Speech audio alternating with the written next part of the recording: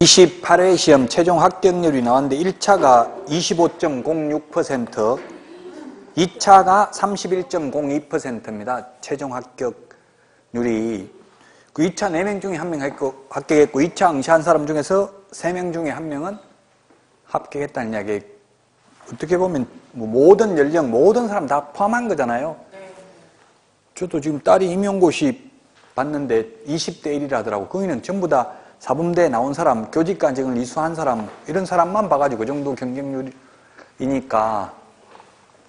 어쨌든 이거는 노력만 하면 충분히 합격할 수 있다는 이야기. 60점은 다 받을 수 있어요. 자, 그러면 이제 업무 지역 범위 2번 업무 지역 범위가 있고요. 3번 중개 대상으로의 범위가 있습니다.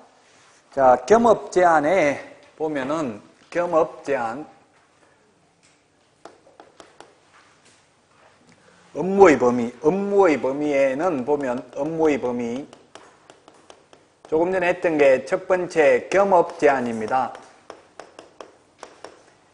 겸업 제한의 이유는 영세한 개인 개업 공개사를 보호하기 위해서 법인은 6가지만 겸업할 수 있고 개인은 6가지도 겸업할 수 있고 다른 업무도 겸업할 수 있도록 했고요.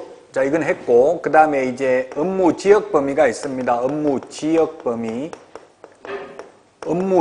범위가 있는데 이 1번이 절대적으로 중요하고요. 별표 3개 이 겸업 제한이 95% 이상 출제될 확률이 있고 2번, 3번은 그렇게 중요하지는 않습니다. 2번은 뭐냐 하면 업무 지역 범위가 있는데 개업 공인중개사의 종류가 3개가 있습니다. 법인인 개업공개사, 그 다음에 공인중개사인 개업공개사 7638호 부칙 제6조 2항의 개업공개사, 소위 중개인이 있는데 업무지역 범위를 보면 법인 및 공인중개사인 개업공개사는 전국입니다. 그래서 여러분들이 자격증을 취득해서 개업하면 전국 어디에 있는 부동산이든 다 중개하고 돈 받아도 상관이 없습니다. 근데 소위 중개인은 업무지역 범위가 원칙이 시도입니다. 원칙이 시도. 만약에 중개인 사무소가 원주에 있다면 강원도에 있는 물건만 할 수 있다고요. 서울에 있는 거, 경기도에 있는 거 못한다는 이야기예요. 이게 합리적인 이유 없이 이걸 차별하고 있다고 해서 국민권익위원회에서 이걸 법을 개정하라고 권고했는데도 하지 않고 있습니다. 왜냐하면 자격증 딴 사람하고 자격증 안 딴 사람하고 차이 나는 게 이것밖에 없거든요. 나머지는 다 똑같거든요. 그럼 만약 자격증 없는 분들이 서울에 있는 거 하라고 하면 난 자격증 없기 때문에 중개인이기 때문에 안 한다 이런 말 하겠어요? 안 하겠어요? 왜냐면 이분들은 법을 몰라요. 법 공부 자체를 안 했잖아요. 그래서 모르고 열심히 잘하고 있어요.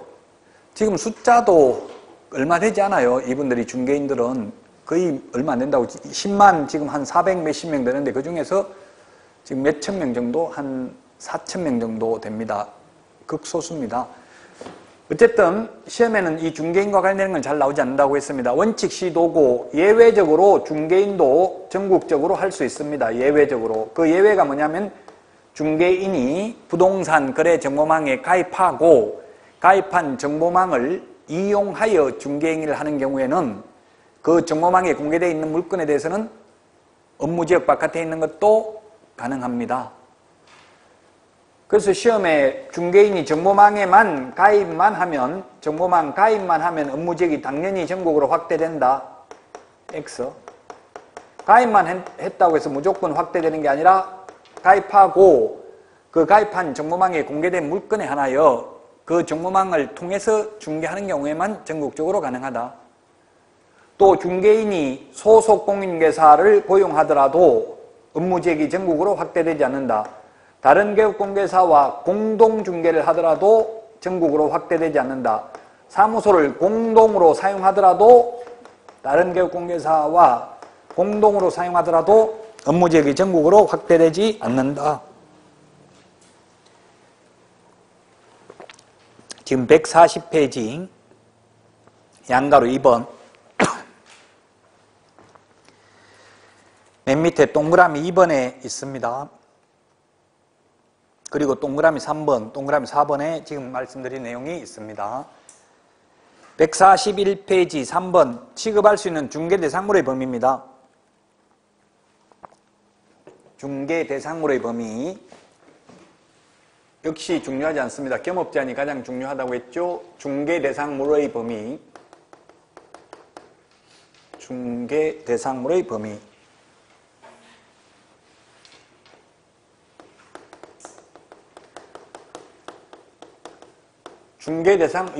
중개대상물의 범위라는 말 자체가 법조문에 없습니다. 그래서 차이가 없는 거예요, 결국은. 중개상물이 뭐가 있느냐면 우리가 첫 시간에 한 게 토지, 그 다음에 건축물, 그리고 임목, 광업재단, 공장재단 이런 것들이 중개대상물입니다. 시험에 과거에는 출제된 적이 있어요. 과거에 소위 중개인은 토지, 건축물, 그 밖의 토지의 정착물에 한하여 중개행위를 할 수 있다. X로 출제됐습니다. 즉 중개인도 임목, 공장재단, 광업재단도 중개행위를 할 수 있다는 이야기입니다. 예를 들면 중개인은 아파트만 할 수 있다. 토지는 못한다. 이거 X라고요.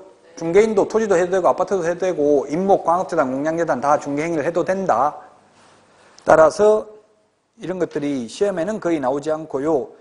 거기 141페이지에 문제가 있는 것처럼 겸업제한에 대해서 나왔죠. 이 겸업제한 답은 3번입니다. 아까 택지 분양, 토지 분양 28회 때 출제됐잖아. 이런 건 안 되고 뭐 있어요? 상업용 건축물 및 주택 분양 대행만 가능하다. 이런 식으로 출제되었습니다. 겸업 제한에 대해서는. 자, 여기까지 한 내용을 우리 그 문제풀이 책을 보고 한번 보충해 보도록 하겠습니다. 12페이지 문제풀이 교재 12페이지를 보시면 오늘 공부한 내용입니다. 27번 문제. 인장 등록에 대해서 했죠? 틀린 것. 1번에 가명, 예명, 아바타, 닉네임, 예명 안 되고요. 가족관계 등록부나 주민등록부에 게재되어 있는 실제 성명이 나타난 인장이어야 된다 했죠? 태지나 나후나 이런 거 안 된다 했잖아요. 너후나도 안 되고요. 예, 실제 성명이어야 됩니다. 2번에 보면 크기 제한이 있다. 크기 제한 있죠? 7mm 이상 30mm 이내. 3번 거래계약서에는 등록된 인장만을 사용해야 된다. 물론 안 했다고 해서 그 계약이 무효가 되는 건 아닙니다. 처벌받는다고요. 업무정지. 그러니까 사용해야 되죠. 그 다음에 4번 대표자 인장이 아니고 아까 법인은 뭐라고 했어요? 법인의 인장이라고 했잖아요. 법인 대표자 인장이 아니라 법인의 인장. 분사무소의 경우에는 대표자가 보증하는 인장을 등록할 수 있다. 그래서 4번이 정답이 되겠고요. 5번 소속공인중개사가 등록되지 않은 인장을 사용하더라도 계약의 효력은 유효하다. 있다. 단지 소속공인중개사는 자격정지, 개업공개사는 업무정지 사유에 해당이 된다. 답 4번입니다. 28번 휴폐업입니다. 옳게 부합되는 것은 부합한다 이 말은 맞는 것은 이 말이죠. 부합되지 않는 것은 하면 틀린 것은 이 말이고요. 옳은 것은 이 말이에요. 1번 3월 이상이 아니고 뭐라고 했어요? 초과해서 신고하고자 하는 때에는 미리 등록증 휴폐업은 첨부나 반납이나 같은 말이죠. 우리 프린트 그 51번에 프린트에 뭐 2장 안에 다 있어요. 51번에 보면 51번에 몇 번에 있어요? 51번에 27번, 28번, 29번에 있죠? 찾았어요? 51번 찾았죠? 51번에 27, 28, 29, 30에 있습니다. 자, 그래서 28번에 1번 3월 이상 틀렸고요. 그 다음에 2번은 폐업을 한 다음에 하는 게 아니라 아까 전부 다 미리 한다고 했죠. 휴폐업 전부 미리 한다고 했죠. 그래서 틀렸고 3번은 휴업을 한 개업공개사가 다시 업무를 재개한 경우가 아니라 재개할 경우 미리 신고해야 된다고요. 재개한 경우는 지체 없이 사후 신고가 아니고 미리 신고기 때문에 틀렸고요. 그 다음에 4번 질병으로 인한 요양, 징집으로 인한 입영, 그 다음에 치약 학교 가는 것 등 부득이한 사유가 있는 경우에는 미리 휴업기간 변경 신고하면 6월을 초과할 수도 있다. 4번이 그래서 맞습니다. 5번 폐업 신고하지 않고 무단으로 폐업하면 500만 원 과태료가 아니라 100만 원 이하의 과태료고요. 6월 초과 무단 휴업만 임의적 취소할 수 있다. 29번 겸업할 수 있는 것, 적합한 것. 1번 택지 분양 대행 안 된다 했어요. 주택, 상가 분양 대행만 가능하다. 이 택지개발촉진법, 이게 원주 기업도시 이런 게 다 택지개발촉진법에 의해서 개발하는 겁니다. 뭐 분당 신도시 이런 것들, 이런 택지개발촉진법에 의한 이 택지 분양 대행은 안 된다고요. 자, 그 다음에 중개 의뢰인들에게 매수자금을 대부하고 저리로 이자를 받는 대부업을 하고 있다. 중개법인은 6가지만 겸업할 수 있는데 대부업은 안 됩니다. 개인은 대부업하고 같이 해도 상관이 없어요. 근데 법인은 안 된다. 3번은 공인중개사를 합격생을 대상으로 안 됩니다. 개업 공인중개사를 대상으로 프랜차이즈 가맹점을 할 수 있다고요. 합격생들 X, 개업 공인중개사입니다. 일반인을 대상으로 하는 것도 안 된다고 했죠? 4번 이사 도배업체 운영하는 건 안 되고 소개하는 것만 된다 했어요. 돈 되는 건 안 된다. 5번 주택, 상가, 건물의 임대관리 등 부동산의 관리 대행만 되고 임대업은 안 된다고 했죠? 5번이 답이네요. 그래서 자, 그 다음에 15페이지 35번 15페이지 35번을 보면 옳은 것은 했는데 1번 다른 개업공개사의 중개사무소를 공동으로 활용하고자 하는 개업공개사는 이전 신고 시에 다른 개업공개사의 건물주 승낙서를 첨부하는 게 아니라 아까 다른 개업공개사의 승낙서 첨부하면 된다고 했죠? 건물주, 임대인 승낙서 첨부해야 된다. X. 1번은 X고 2번은 부칙 7638호 제6조 2항의 개업공개사, 즉 중개인은 소속공인중개사를 고용하는 경우, 지금 아까 여기 적어놨어. 소속공인중개사를 고용해도 공동중개를 해도 사무소를 공동으로 사용해도 정보망에 가입만 하면 전국으로 확대된다 하면 X라고요? 네. 그럼 확대되려면 어떻게 해야 된다 했어요? 중개인이 정보망에 가입하고 가입한 정보망을 이용하여 중개인 일을 하는 경우에는 그 정보망에 공개되어 있는 물건에 하나여 업무지역 바깥의 것도 가능하다. 시험에는 중개인에 대해서 잘 안 나오기 때문에 제가 설명을 안 했는데요. 지금 정보망이 국토교통부 장관으로부터 지정받은 정보망이 한국공인중개사협회에서 운영하는 K랜이라는 게 있어요. K랜이라는 게 있고요. 그 다음에 한국감정원이 있고요. 아시아나항공이 있어요. 처음에 지정받은 거는. 그러면 한국공인중개사협회 K랜의 정보가 공개되어 있다면 이 정보망을 이용하고 이 정보망 안에 있는 물건에 하나여 이 정보망을 이용하는 경우만 전국적으로 가능하다고요. 다른 정보망에 공개되어 있는 건 안 된다고요. 전국적으로. 그 개업공개사가 가입한 정보망에 공개되어 있는 물건만 전국적으로 가능하다고요. 그 정보망을 이용하는 경우에만. 소속공인중개사 고용했다고 해서 공동중개한다고 해서 사무소를 공동으로 사용한다고 해서 전국으로 확대되는 것은 아니다. 3번 이전 한 날로부터 10일 이내에 하여야 하고 이전 신고 시에 또 업무를 계속하기 때문에 등록증은 반납할 필요가 없다. X죠? 등록증 첨부해야 되고요. 그 다음에 분사무소인 경우는 신고 필정을 첨부해야 돼요. 51번 암기사항 51번에 보면은 어디에 있어요? 사무소 이전하는 경우에는 이전 신고할 때 첨부해야 된다는 말이 어디에 있나요? 사무소 이전 신고 시 22번에 있죠? 동그라미 22번, 51번에 사무소 이전 신고 시 등록증 원본이라고 했잖아요. 제가 아까 4번이 아니고 원본이고 분사무소인 경우는 뭐라고 했어요? 분사무소 설치 신고 필정 원본이 되겠죠? 거기다 더 추가하면 22번의 등록증 원본에다가 분사무소인 경우는 신고 필정 원본이라고요? 첨부해야 된다고요? 1년 동안 암기해야 될 게 이 2장에 다 있다고요. 페이지수로는 4페이지입니다. 장수로는 2장이고요. 앞뒤면 하면 51번에 22번 동그라미 51번에 보면 동그라미 50번까지 있죠. 50개 제출 전부 반납해야 되는 거.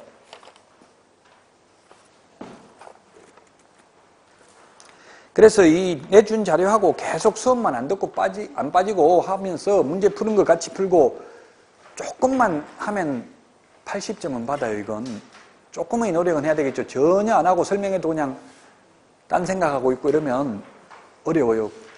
보통 일반적으로 공인중개사법이 쉽다고 듣고 와가지고 나는 왜 어렵냐, 왜 이렇게 점수 안 나오냐.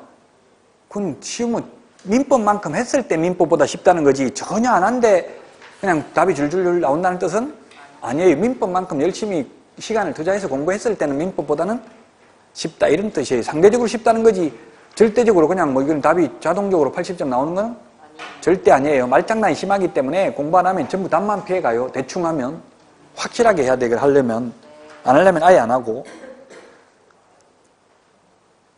자, 그 다음에 4번 15페이지 35번에 4번입니다. 중개법인은 주된 사무소 소재지 등록관청 관할구역 안에도 한 개의 사무소에 하나의 분사무소를 설치할 수 있다. 없습니다. X죠? 분사무소는 뭐라고 돼 있냐면 지사, 지점 개념이라고 했죠. 주된 사무소가 속한 시군구를 제외한 시군구별로 설치하되 시군구별로 일개소를 초과할 수 없다. 만약에 본사가 원주시에 있으면 원주시에는 분사무소도 하나 더 안 되고 또 분사무소를 시군구별로 2개 둘 수도 없다고요. 그 일종의 상권을 보장해준다 그런 의미가 되겠죠. 예를 들면 뭐 통닭집을 같은 프랜차이즈 해도 한 군데 막 바로 옆에다 해주면 안 되잖아요. 그러면 먼저 한 사람 그 뭐 망하는 거잖아요. 그러니까 일정한 거리 제한을 하는 것처럼 보통 업종들이 거리 제한은 있죠.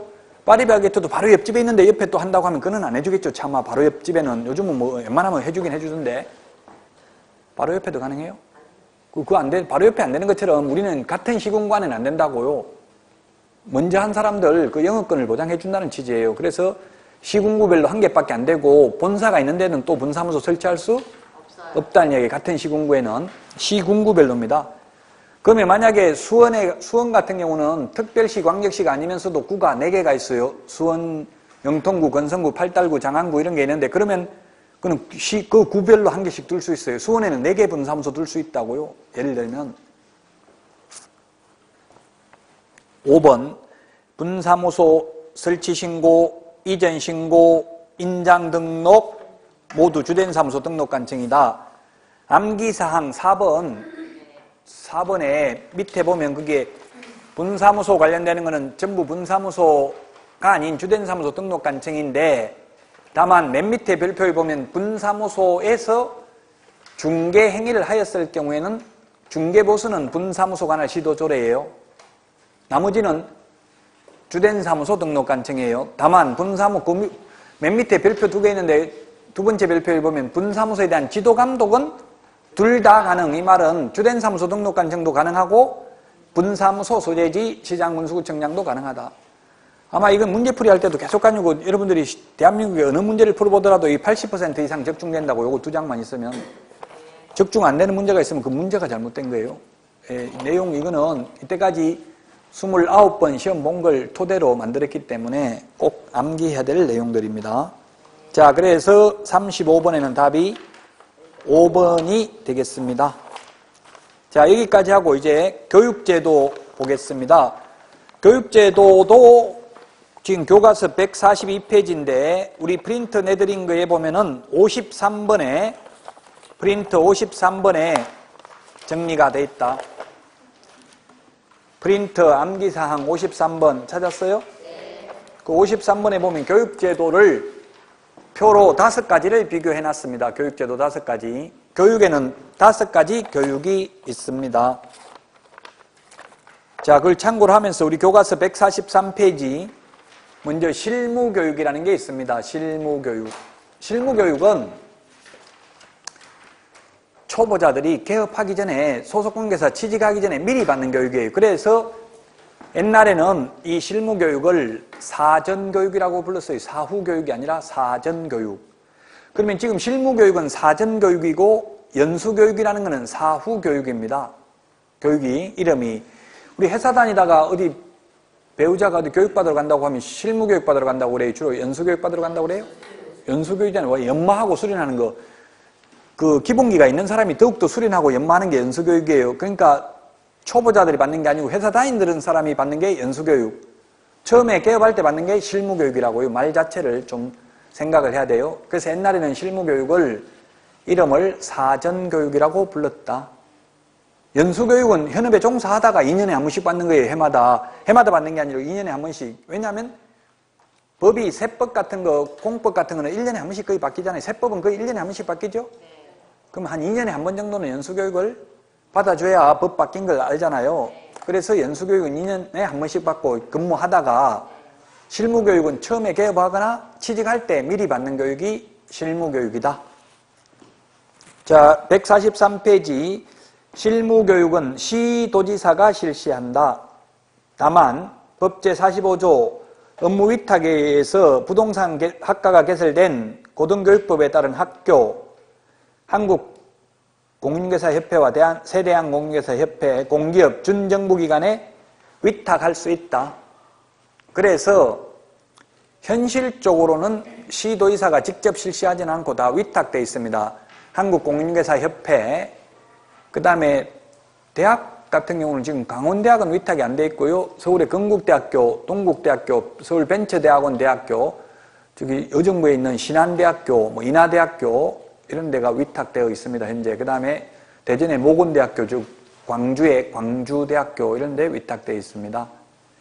그 다음에 공기업은 현재 거의 위탁이 되어 있지 않습니다. 현실은.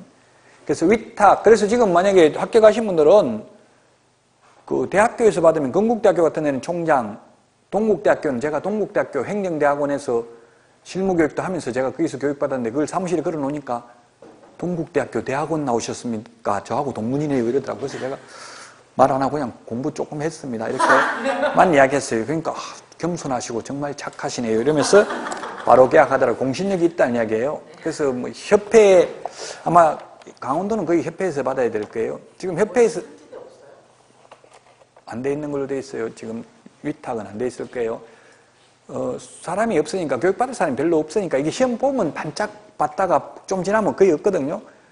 굳이 미리 받아 놓을 필요가 없는데, 지금도 막 오늘도 합격자 발표하니까 막 제 전화기에 난리더라고. 지금 교육받게 좀 해달라고.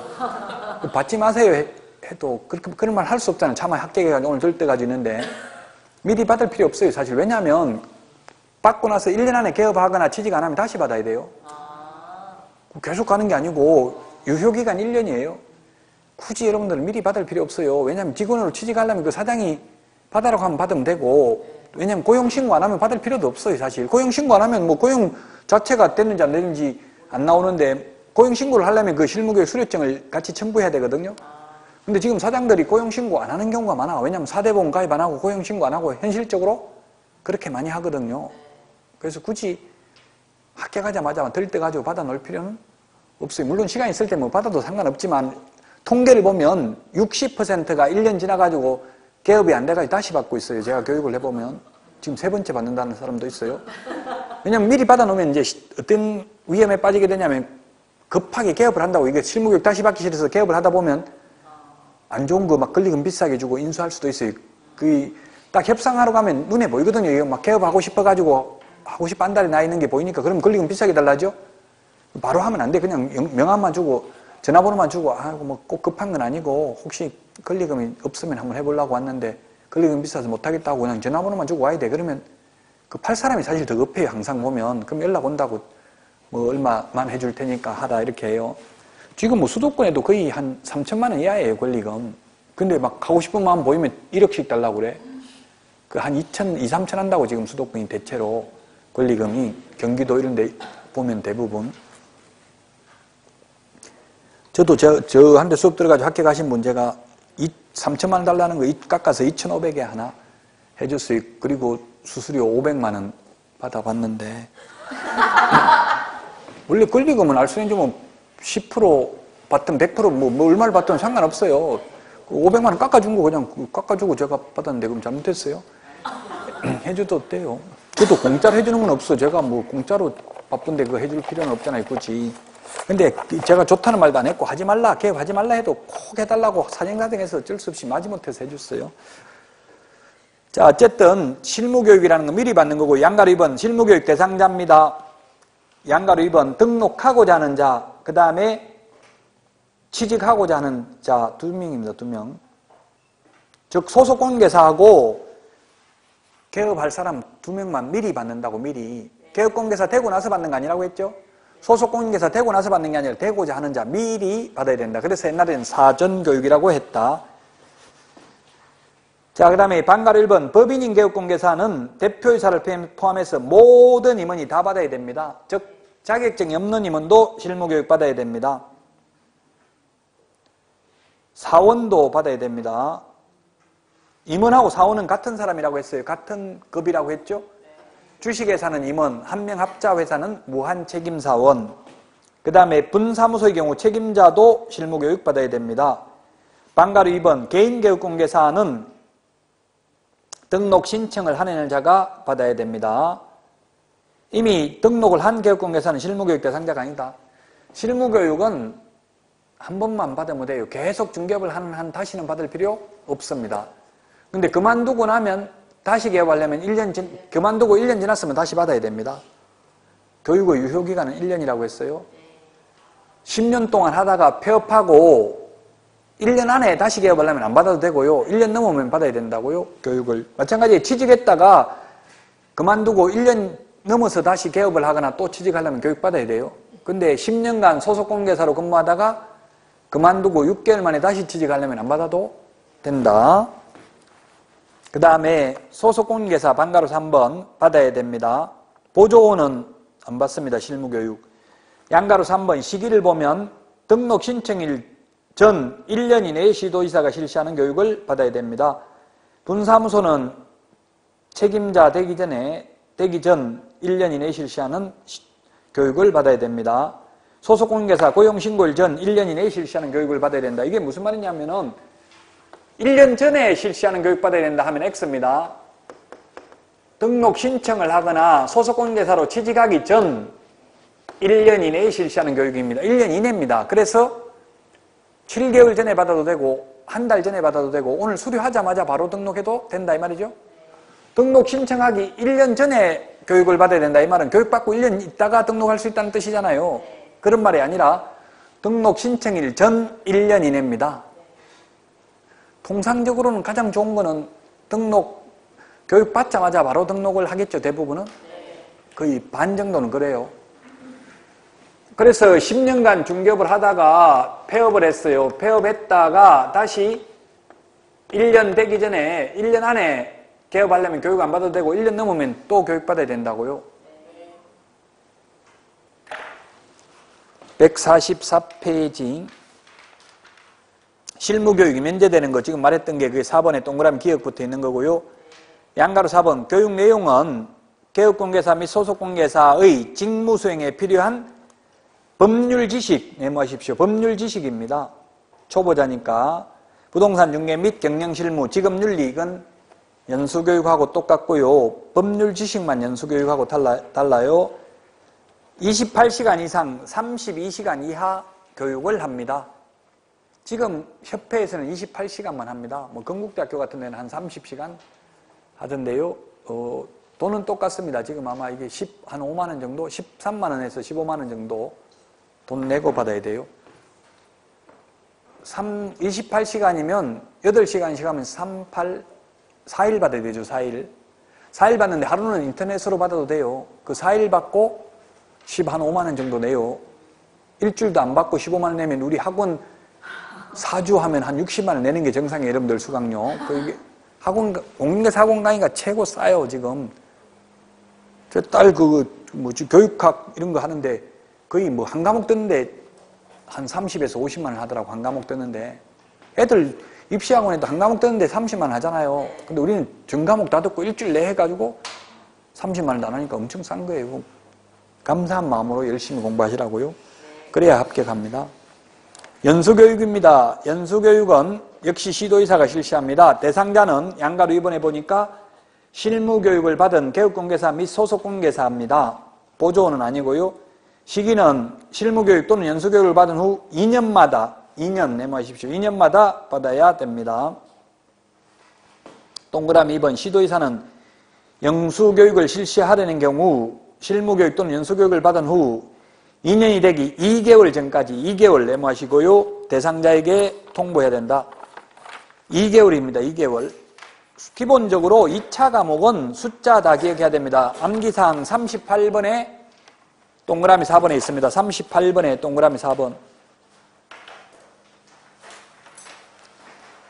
38번 암기사항에 동그라미 4번에 있죠. 연수교육 통지 2개월 전까지 해야 된다. 자, 그 다음에 144페이지 교육 내용을 보면 중개 관련 법제도의 변경사항, 법제도의 변경사항 밑줄 치십시오. 아까 실무교육은 법률 지식이었고요. 연수교육은 법제도의 변경사항, 요것만 차이가 나고 그 뒤에 있는 부동산 중개 및 경영실무, 지급윤리 등은 똑같습니다. 실무교육하고 교육시간은 12시간 이상 16시간 이하인데 요건 이틀간 교육합니다. 연수교육은 이게 생기고 나서 지금 한 번 실시했습니다. 작년에. 그럼 내년에 또 한 번 실시하겠죠. 2년마다 하니까. 그래서 연수교육도 역시 위탁할 수 있는데 작년에 교육할 때는 경기도만 공짜로 했어요. 경기도 예산이 3억 원이 편성돼가지고 그냥 강사료도 경기도에서 직접 주고요. 그래서 경기도에서 연수교육 강사를 했는데 어느 날 보니까 세금 환급해가지고 돈이 들어왔더라고요. 몇백만 원이. 그래서 저는 막 깜짝 놀랐어요. 왠지 세금 낸 게 몇백만 원 되지가 않는데 몇백만 원 세금이 환급돼서 들어왔더라고요. 그래서 이거 모르고 입금했다 다시 받아가면 어떻게 하지? 가슴 두근거리고 막 기다리고 있었더니 나중에 보니까 그게 강사료더라고요. 강사료인데 경기도에서 주니까 그냥 국세 환급 이렇게 해가지고 통장에 찍혀 있더라고요. 강사료로 안 돼 있고. 좋다 말았어요. 또 나는 혹시 세금도 안 냈는데 돌려주는 줄 알고 좋아가지고 모르고 저한테 주나 보다 생각했는데. 자, 교육시간 연수교육 12시간 이상 16시간 이하고요. 그 다음 145페이지 직무교육이라는 게 있다. 직무교육은 보조원 되기 전에 미리 받아야 되는 게 직무교육이에요. 직무교육. 보조원 되기 전에 미리 받아야 되는 거고요. 양가로 2번 대상자는 보조원이고요. 시기는 고용신고일 전 1년 이내에 시도지사 또는 등록관청이 실시합니다. 아까 연수교육하고 실무교육은 시도인사만 실시했죠? 직무교육은 등록관청이 실시할 수도 있습니다. 다만 고용신고 후 1년 이내에 고용신고를 다시 하는 자는 그러하지 아니하다. 고용관계 종료신고 후. 제가 아까도 이야기했잖아요. 그만두고 1년 안에 다시 취직하려면 받을 필요 없다고 했죠? 실무교육도 그만두고 1년 안에 다시 개업할 때도 받을 필요 없다. 양가로 4번 교육 내용은 지급윤리입니다. 지급윤리. 교육시간은 3시간 이상 4시간 이하입니다. 거기 프린터 교육제도 53번 암기사항에 보면은 교육시간도 다 정리해놨으니까 교육시간도 암기해야 되겠죠? 그리고 지급윤리가 그 53번의 암기사항에 보면 교육 내용에 지급윤리가 들어가 있지 않는 게 뭐가 있나요? 5개 교육 중에 딱 하나가 있죠. 지급윤리가 없는 것은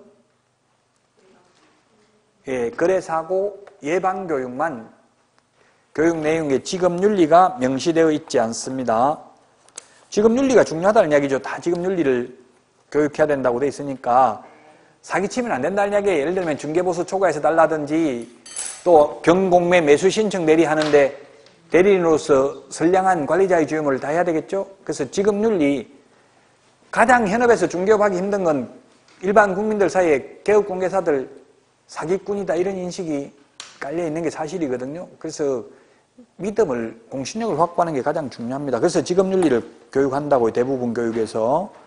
자, 그 다음에 4번 교육지침입니다. 장관은 시도의사가 실시하는 실무교육, 직무교육, 연수교육에 관한 균형윤리를 위해서 필요하다고 인정하면 교육 지침을 마련하여 시행할 수 있다. 현재 교육 지침이 있어요. 어떻게 해라. 수강료 얼마를 초과하지 말라 이런 게 있어요. 그 교육 지침에 포함되는 게 시험에 5번 수강료. 수강료는 교육 지침에 포함되지 않는다 했는데 포함됩니다.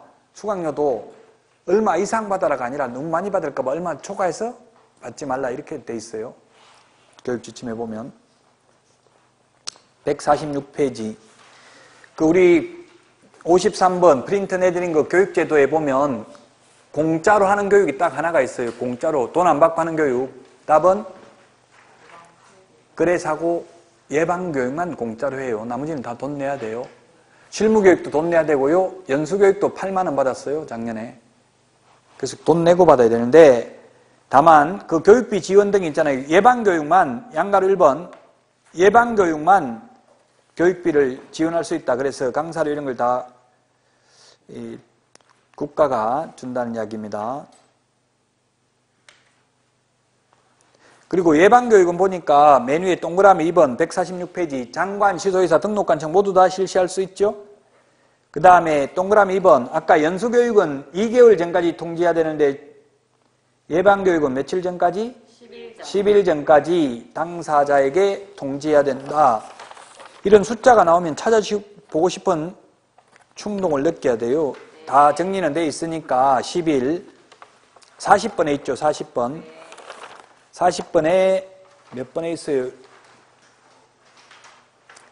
40번에 10번 암기사항 40번에 10번에 있습니다. 10일 전까지 통지해야 된다. 연수교육은 2개월 전까지 통지해야 된다. 지난주에 했던 정책심의위원회 회의 개최는 7일 전까지 통보합니다.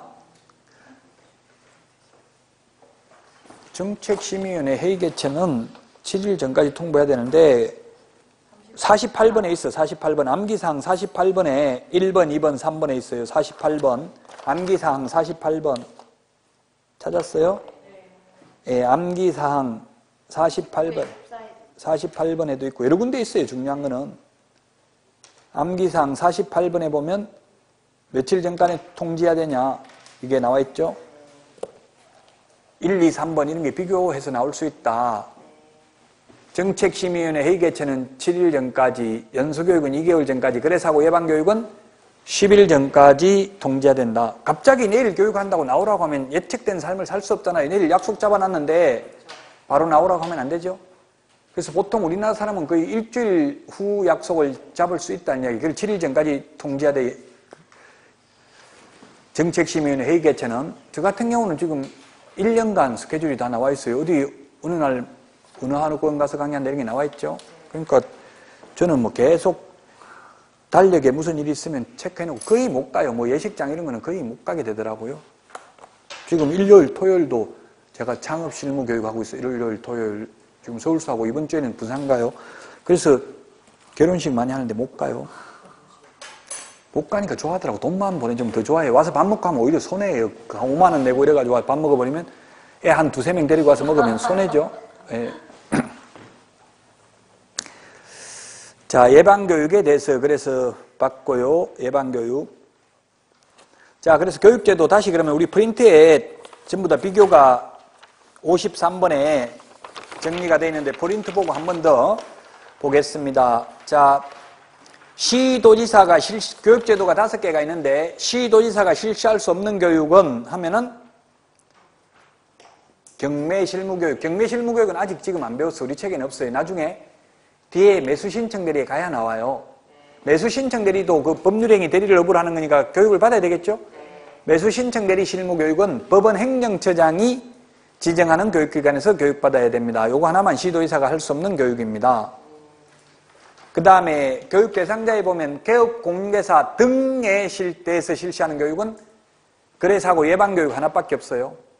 거래사고 예방교육은 모든 직원들, 대표자들 모두 다 받아 실시할 수 있다고요. 거래사고 예방교육만. 자, 교육 내용에 지급윤리가 들어가 있지 않는 게 아까 뭐라고 했어요? 거래사고 예방교육. 자, 그 다음에 교육시간 다 기억을 해야 되는데요. 가장 짧은 것부터 보면 직무교육 3시간 이상 4시간 이하, 연수교육 12시간 이상 16시간 이하, 실무교육은 28시간 이상 32시간 이하, 가장 긴 게 매수신청 대리 실무교육. 매수신청 대리 실무교육은 교육시간이 32시간 이상 44시간 이하입니다. 교육 안 받으면 처벌받는 것은 딱 하나밖에 없어요. 5개 교육 중에서 안 받으면 처벌받는 건 뭘까요? 답이? 예, 연수교육밖에 없어요. 나머지 실무교육은 안 받아도 처벌을 안 하는 이유가 실무교육을 안 받으면 개업이 안 되고 취직이 안 되니까 알아서 받아야 되죠? 그러니까 실무교육은 통지도 안 해줘. 연수교육은 2개월 전까지 통지해주고 예방교육은 10일 전까지 통지해주라고 했잖아요. 실무교육은 통지해줄 필요도 없어요. 해줄 필요가 없는 게 아니라 하려고 해도 할 수가 없어. 언제 개업할지 모르잖아요. 자기가 개업하려면 알아서 찾아서 받으면 돼요. 그 한국공인중개사협회 홈페이지에 들어가 보거나 뭐 동국대학교, 건국대학교 이런데 홈페이지에 들어가서 하면 됩니다. 교육시간 다 기억해야 되고요. 2개월 전까지 통지해야 된다는 것, 연수교육. 그 다음에 거래사고 예방교육은 10일 전까지 통지해야 된다는 것. 교육제도에서 반드시 한 문제 출제됩니다. 꼭 암기는 해야 됩니다. 교육제도. 자, 그 다음에 147페이지 고용인입니다. 고용인. 자, 고용인이 일단은 고용인이 뭔지를 먼저 봐야 되겠죠. 고용인. 고용인은 직원입니다. 고용인, 직원. 반대말은 고용자입니다. 놈자자가 붙으면 사장이고 사람인자가 붙으면 직원입니다.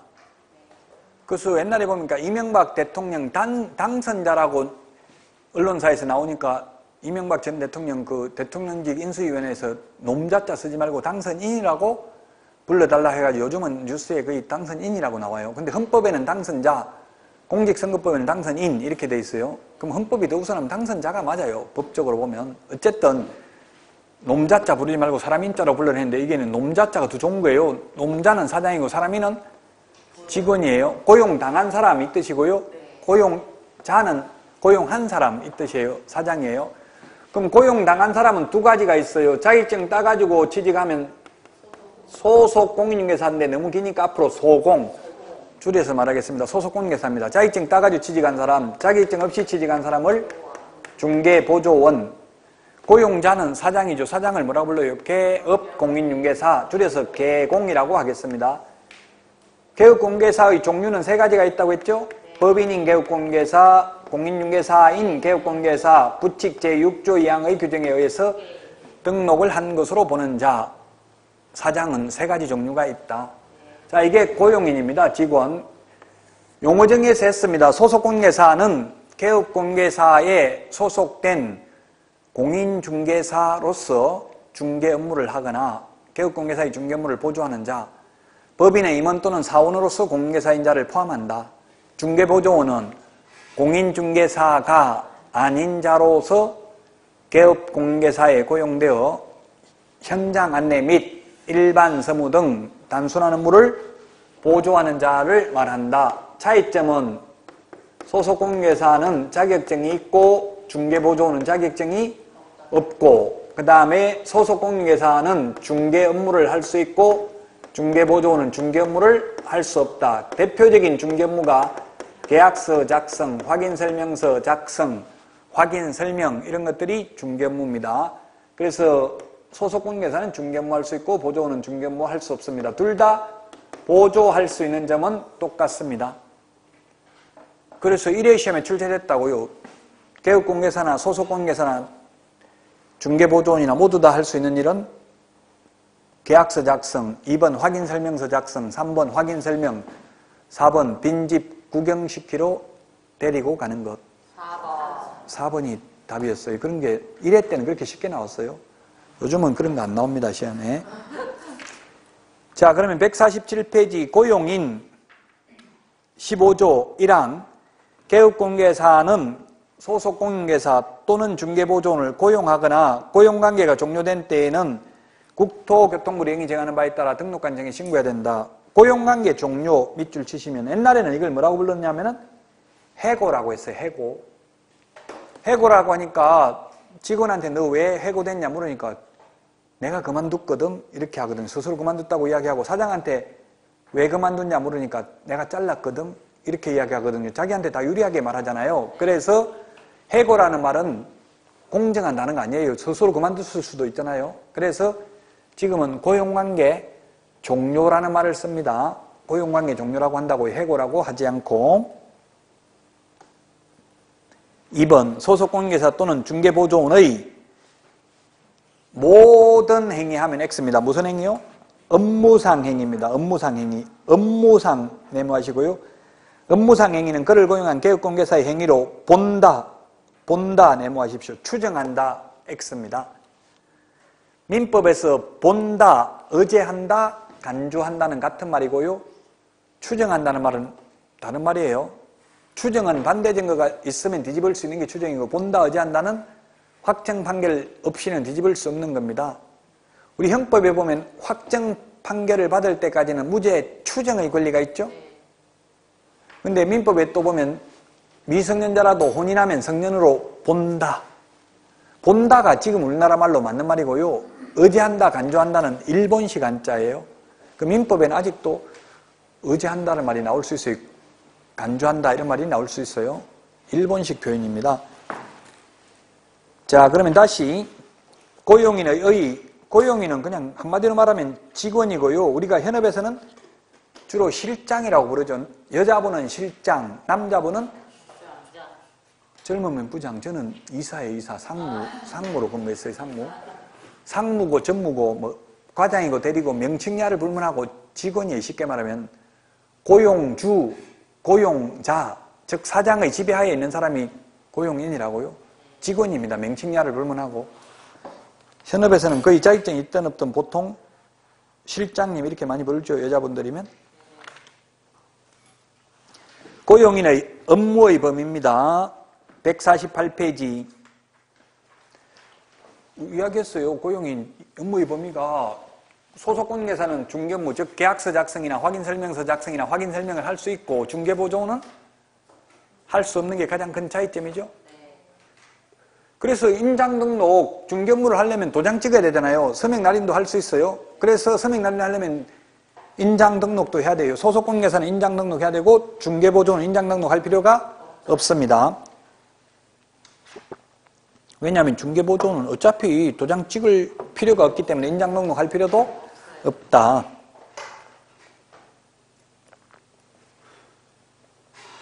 자, 그 다음에 양가로 2번 고용관계 종료 신고인데요. 고용이나 고용관계 종료 신고를 해야 되는데 이 동그라미 1번 맨 마지막에 전자문서에 의한 신고가 가능하다. 이게 다 올해 생겼어요. 아까 우리 지난 시간에 인장등록도 전자문서 가능하다고 했죠? 전자문서 가능하다는 말이 올해 다 생겼다. 이제 앞으로는 종이문서 위주에서 전부 전자문서로 바뀌어요. 등기법도 그래서 전부 전자문서 위주로 돼 있어요. 용어 자체가. 옛날에 등기필정, 등기권리증이라고 부르던 게 지금은 등기필정보라고 돼 있잖아요. 전자문서로 필 통지를 할 수도 있기 때문에. 신고기간입니다. 동그라미 2번. 동그라미 2번에 기억해 보니까 실무교육, 소속관계에서는 보조원은 직무교육을 받도록 한 후 업무 개시 전까지 신고해야 된다.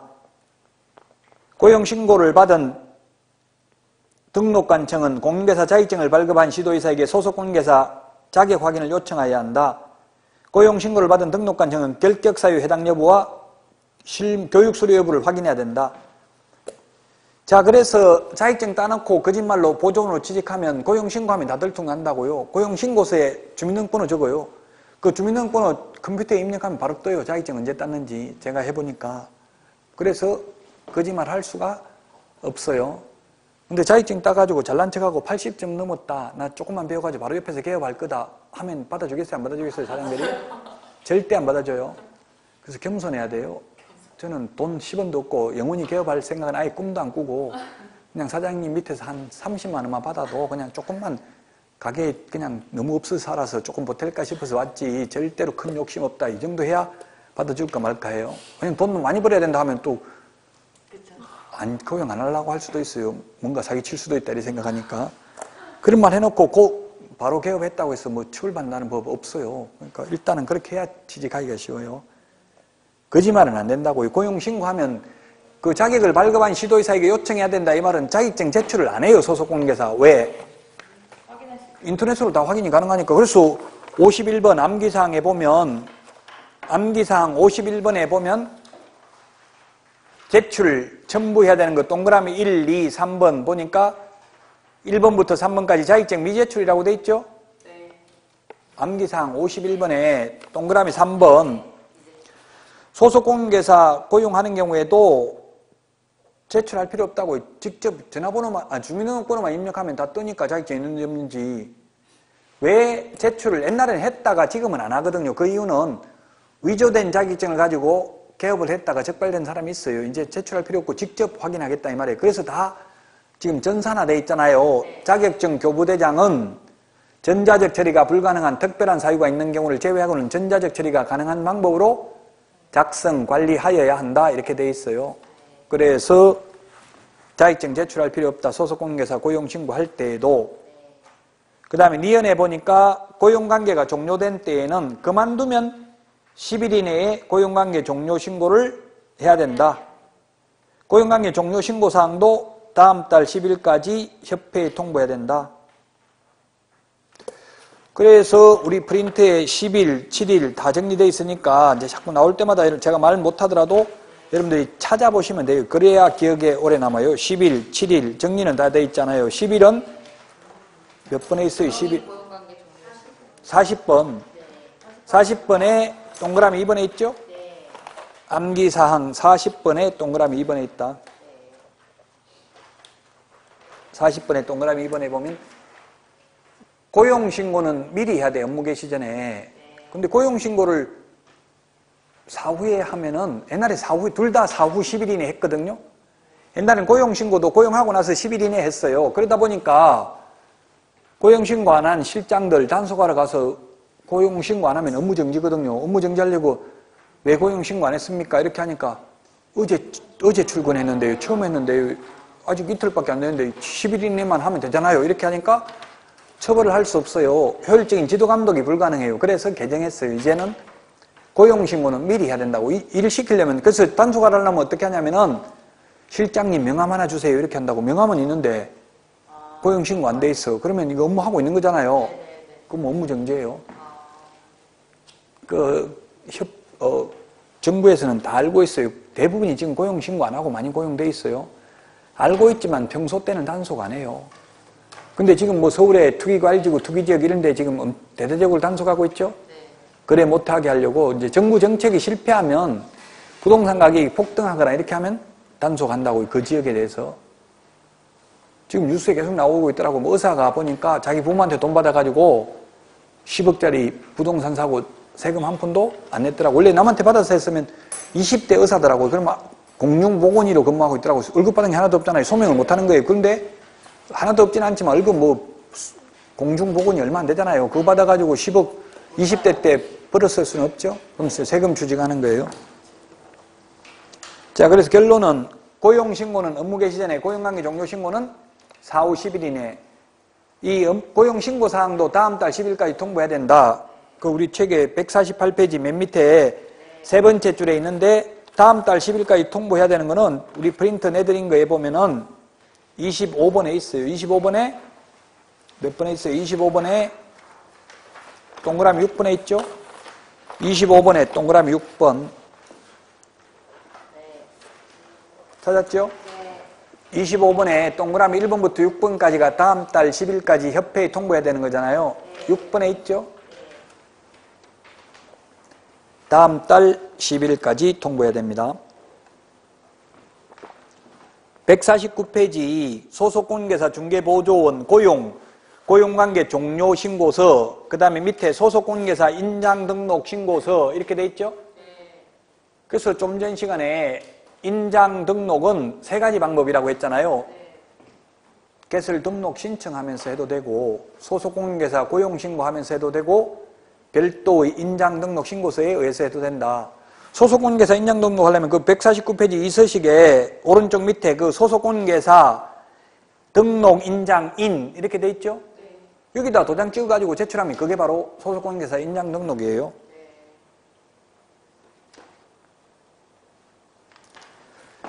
그 밑에 그 유의사항을 한번 보면 149페이지 1번 시장군수구청장은 개업공개사가 소속공개사의 고용신고를 하는 경우 자격증을 발급한 시도의사에게 그 소속공개사 자격 확인을 요청해야 된다. 그래서 자격증 제출 안 하잖아요. 직접 요청한다고 이렇게 돼 있는데 실제로는 주민등록번호만 입력하니까 다 뜨더라고요. 전산화돼 있어가지고. 그 다음에 2번 시장군수구청장은 소속공개사 중개보조원의 결격사유에 해당하는지 여부와 교육받았는지를 확인해야 된다. 그 결격사유 우리가 직원 고용하면서 신원증명서 교도소 갔다 왔냐 이런 거 묻기 좀 민망하잖아요. 근데 고용신고하면 다 나타나는 거예요. 교도소 갔다 온 지 1년밖에 안 됐으면 결격사유에 해당된다고 안 된다고 하겠죠? 그래서 고용신고하는 게 좋아요. 여러모로 보면 사장으로 봐서는. 왜냐하면 고용신고하고 월급도 준 걸로 해야 나중에 비용으로 처리할 수 있잖아요. 그래야 세금 소득세 낼 때 비용 처리하면 세금도 적게 낼 수 있고. 근데 사장들이 지금 고용신고하면 4대 보험 가입해야 되고 고용신고 안 하면 4대 보험 가입 안 해도 된다 이런 인식이 있어요. 근데 그건 잘못된 거예요. 4대 보험, 4대 보험법에 의해서 하는 거지 고용신고 했든 안 했든 다 해야 돼 가입을. 그럼 만약에 고용신고 안 하고 4대 보험 가입 안 했다가 나중에 그만두면서 역정보 제공하고 그만두는 거예요. 나 2년 근무했는데 이때까지 4대 보험 안 냈는데 지금이라도 내야 될까요? 우리 사장이 신고 안 했는데 하면 2년분 전부 다 원천 징수를 해야 될 의무가 있는 고용주가 안 했기 때문에 사장이 다 내야 돼요. 근로자 부담금까지 다 내야 된다고요. 원래 그 반반 내잖아요. 원래 그 4대 보험을. 근데 사장이 다 내야 된다고요. 안 낸 거 나중에 적발되면. 그럼 웬만하면 고용신고하고 4대 보험도 내주고 월급 줄 때 그 떼면 되잖아요. 직원 월급 줄 때 직원분을 떼면 되죠. 공제하고 내주면 되니까 만약에 몇 %로 주기로 해도 거기서 떼고 내주면 되니까 하는 게 좋아요. 현실적으로. 150페이지 개업공개사의 고용상 책임입니다. 그러면 양가로 2번 민사책임이 있고요. 양가로 2번 민사책임. 그 다음에 152페이지 양가로 3번 형사책임이 있고요. 153페이지 행정상 책임이 있습니다. 세 가지 책임이 있다. 자, 그러면 먼저 직원이, 고용인이, 실장이 의뢰인에게 1억의 손해를 입혔습니다. 먼저 민사책임 보는 거에 손해를 입히면 의뢰인들은, 매도인, 매수인들은 누구한테 손해배상 청구해야 돼요? 반드시 잘못한 실장에게만 청구할 수 있다. 반드시 사장에게만 청구할 수 있다. 둘 중에 아무 데나 청구해도 되고 두 군데 다 청구해도 된다. 답은? 직원이 손해 입혔다고 직원 실장이. 그럼 직원에게만 청구할 수 있다. 사장에게만 청구할 수 있다. 둘 다입니다. 둘 다. 법조문에 아까 읽었는데 법 15조 의항에 보면 고용인의 업무상 행위는 그를 고용한 개업 공개사의 행위로 본다. 사장의 행위로 본다. 이렇게 돼 있어요. 그 판례는 사장의 행위로 본다고 해서 사장에게만 책임이 있다는 취지가 아니라 잘못한 당사자에게는 당연히 책임이 있고 사장에게도 책임이 있다는 뜻이지.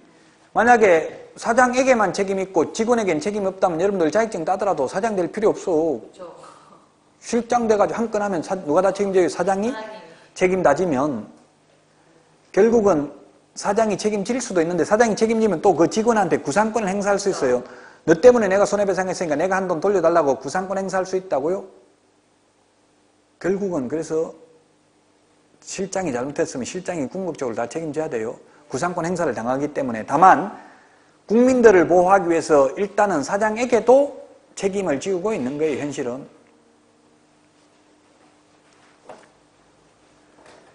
그러면 양쪽에 다 청구할 수 있는데 그렇다고 해서 한쪽에 1억 손해가 발생했는데 1억을 받았는데 직원한테도 받고 사장한테도 다 받아가지고 손해는 1억 발생했는데 2억 받을 수 있다는 뜻은?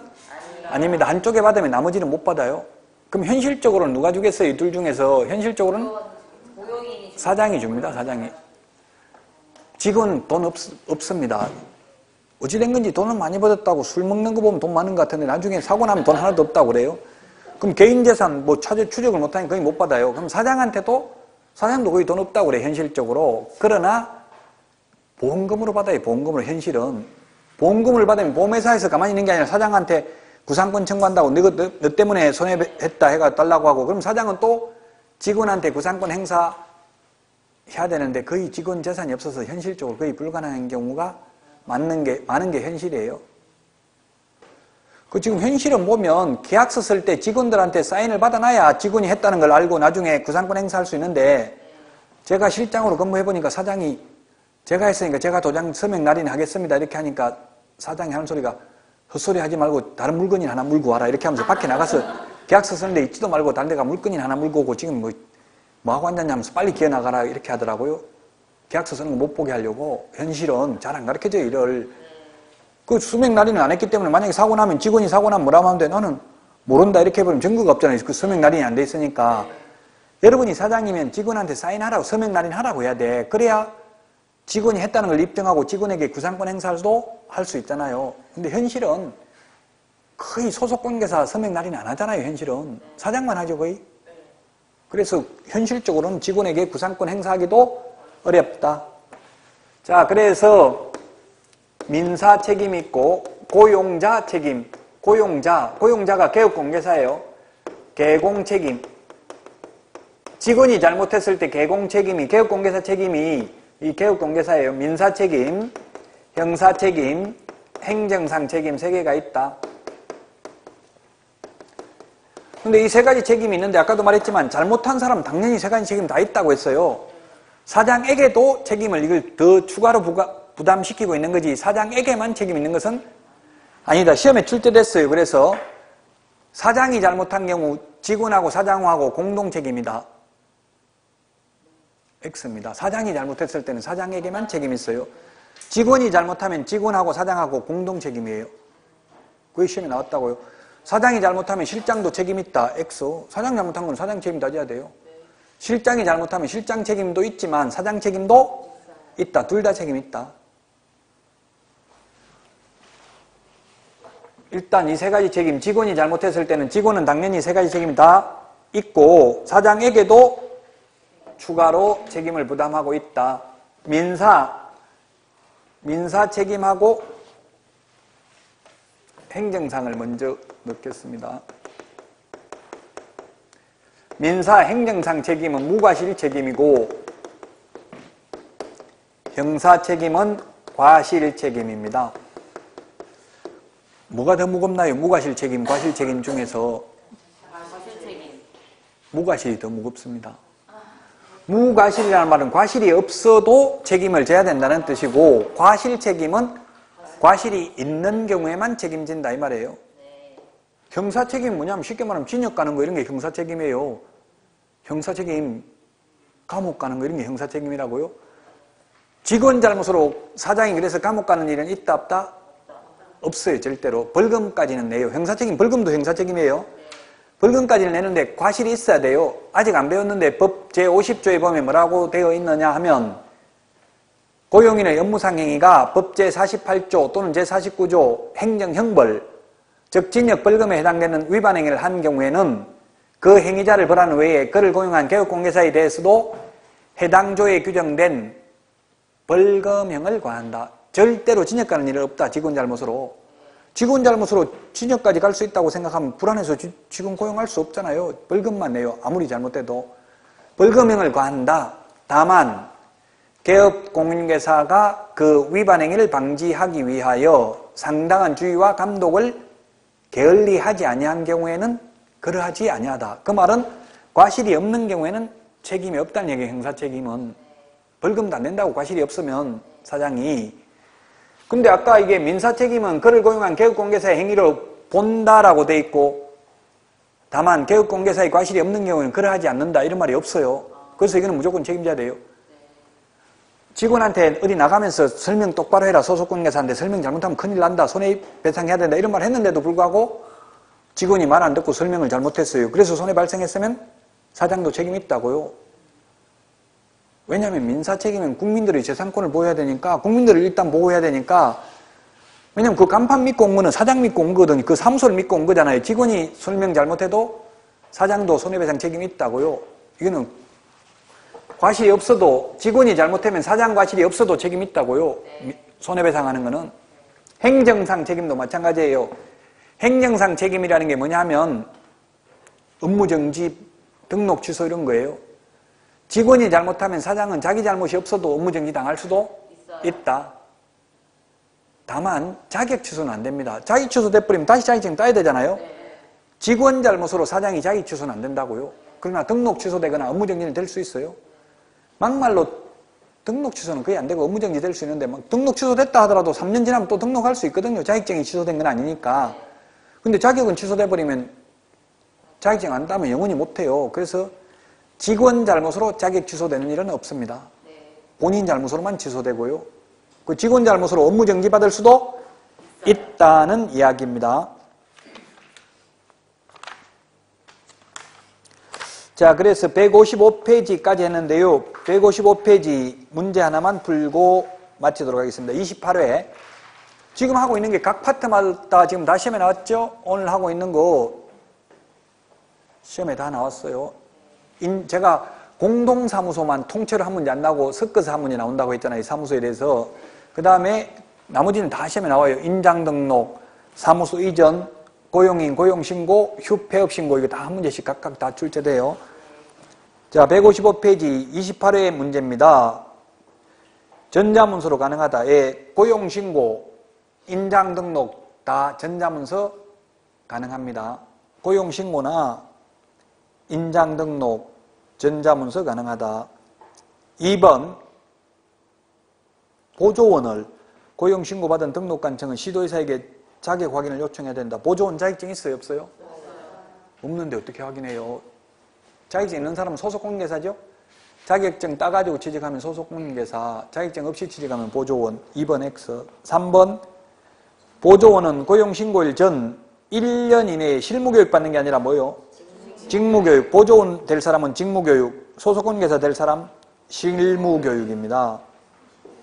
4번 30일 이내에 신고해야 된다. 그만두면 해고신고, 즉 고용관계 종료신고 30일이 아니고 10일 이내죠. 그래서 틀렸고요.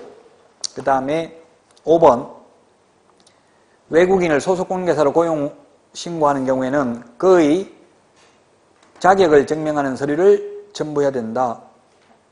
자격증은 첨부 안 한다 했어요. 자격증 줄 때 전자문서로, 전자적 처리가 가능한 방법으로 했기 때문에 자격증은 시도의사에게 직접 확인 요청한다고 했어요.